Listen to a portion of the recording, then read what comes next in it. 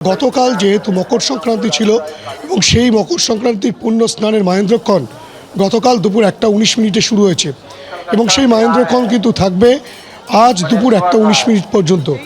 যে চিত্র তোমাকে দেখাবো তুমি দেখতেই পাচ্ছ, ভগবান শাহ যে ছবি দেখাচ্ছে যে পুণ্যার্থীতে কিন্তু পরিপূর্ণ একেবারে সমুদ্র তট। এখানে কিন্তু পুণ্য স্নান সারছেন পুণ্যার্থীরা এবং এই পুণ্য স্নান সারার পর তারা সরাসরি চলে যাচ্ছেন এখান থেকে কপিলমুনি আশ্রমে, সেখানে যাচ্ছেন, তারা মন্দির দর্শন করছেন, পুজো দিচ্ছেন।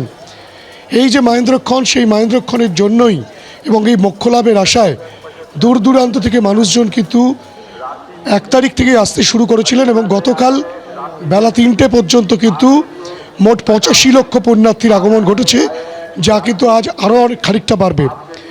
এই কারণে প্রশাসন সজাগ থাকলেও পুলিশি একটা উদাসীনতা দেখা গিয়েছে এবং পুলিশি যে বন্দোবস্ত দরকার সেক্ষেত্রে কিন্তু পুণ্যার্থীদের অভিযোগ তারা বিভিন্ন জায়গায় আটকা পড়ে যাচ্ছেন, কোথাও গাড়ি সম্পূর্ণভাবে আটকা পড়ে যাচ্ছে, রাস্তা সম্পূর্ণ রকমভাবে অবরুদ্ধ হয়ে পড়ছে।